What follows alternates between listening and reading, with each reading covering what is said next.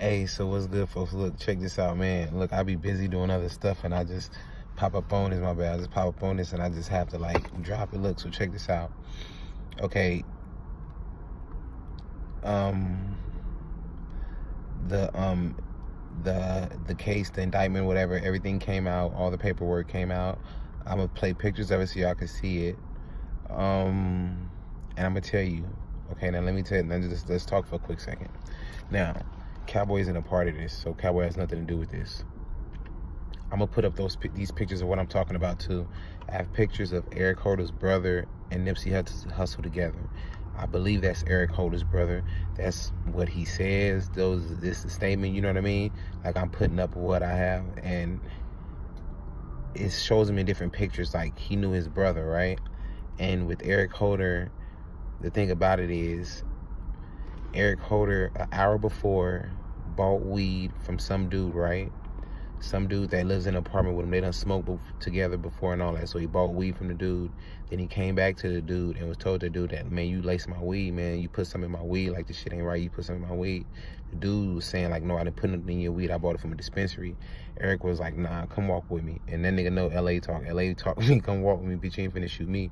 So nigga was like, nah, I ain't coming to walk with you. So then Eric hit him with the back of the pistol. Buddy fell to the ground. I think the pistol fell down. Buddy seen it, looked shook, ran in his house like a door. Eric Holder grabbed the gun and then just, probably took off like a nigga's supposed to do. And then from there, when he went and met up with Nipsey, this is the key thing. They had several interactions. Like, he came up to him 7 times before he went up there and shot him. So it brings this. We know that it wasn't just a simple, like, oh, what's up? Oh, you rap? Okay, cool. Nah, it was more than that. We don't know what the conversation was, but I believe, like, Nipsey knew his brother and he probably was cool with his brother. But, him, like, his title was his title. But I think more or less, how we were saying it was a government conspiracy, it seems far-fetched, but not that far-fetched, because the dude who sold Eric the weed, he left and went back to Jersey. And they say he went up to Jersey for a few days and shit, because that's where he's from. So it's like, the dude sold him the weed. He said he got the weed from a shop. The weed was laced. So you give Eric Holder lace weed, then he go up there and he see Nipsey. Now, was he just up there by coincidence? He was up there just getting a burger. He was laced. He had laced weed, but he was going to get a burger. Like, it just, honestly, the more, as I'm talking and I'm thinking about it, it just brings more questions. Like, from that point when he bought the laced weed, did he go link up with a bitch and was like, let's go get a burger? She wanted to get a burger or something, like, and he seen Nipsey. But either way it go, once he seen Nipsey, they had several, like, interactions before he shot him. So he went up to him 7 times. So obviously they were talking. They said some shit was said or whatever. But it kind of, only thing it kind of does solve is the reason why it seems like his murder was so brutal. Because if he was laced, if they did have that many conversations, that's why it seemed like he went back to make sure he was dead. And it just seems like, it's crazy, because it's like, you can't, like, say a government conspiracy, because if it's a government conspiracy, they just knew to set some shit up. Or unless I don't think Eric Holder made a statement saying that he was paid him, no. So it's just like, we almost have to figure out now, from after he left with that lace weed, what had him go up to the shop? What made him go up to the Marathon shop? Did he just go up there randomly and ran into Nipsey and then it was just a murder from there? Or was he told to go up there or some shit? Because it's already crazy that he got laced weed. So honestly, y'all, I think it's crazy. And then you look at these posts that I have that's supposedly from Eric Holder's brother. He was saying that, he was trying to warn you. He said Eric Holder was trying to warn Nipsey.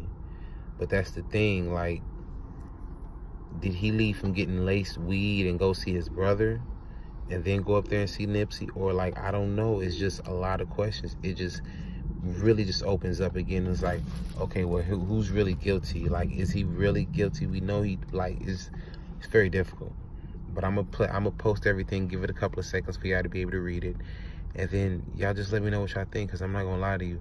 Like, and I'm gonna be really intrigued to find out, to politic with people on this, because this has nothing to do with Cowboy.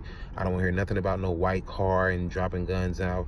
I want to know, like, you feel me? Like, so what do you think? Because it's really confusing, because it's like, I really want to know what he did from the time he left from Buddy to when he got to the shop, and what got him to the shop. Did something happen in between that time that made you go to the shop, or was you just with a bitch and you got hungry and you went to the shop?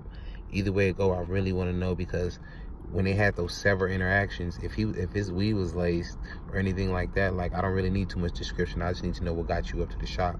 That's the most intriguing question to me, because that to me proves whether it was a conspiracy or it was just straight hate. You know what I mean?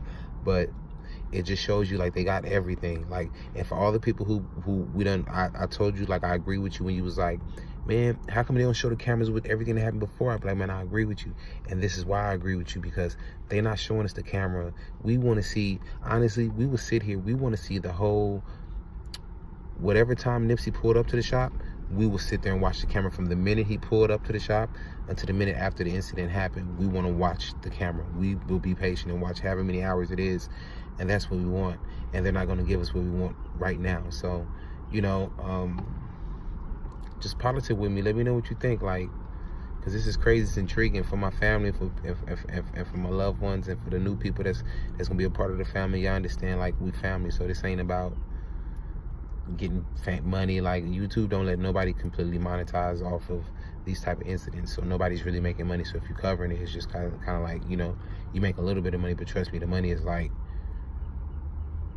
1,000 views, maybe like 10 cents or 5 cents, not even, maybe even, like, you don't really get money.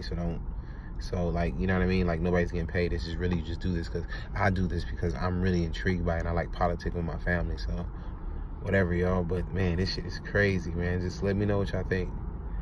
And if you have any other information, anything like that, let me know. And if you need to contact me, I can give you my information or whatever. But yeah, let me know. So let's politic. Hey, look, I know my hat kind of, I don't care. Look, check this out. One thing I forgot to mention, I gotta mention. The reason why, because I keep on saying it, this is why it could be a conspiracy. And I put the statements in there for y'all to see. If y'all pay attention, I told y'all they gentrifying Inglewood.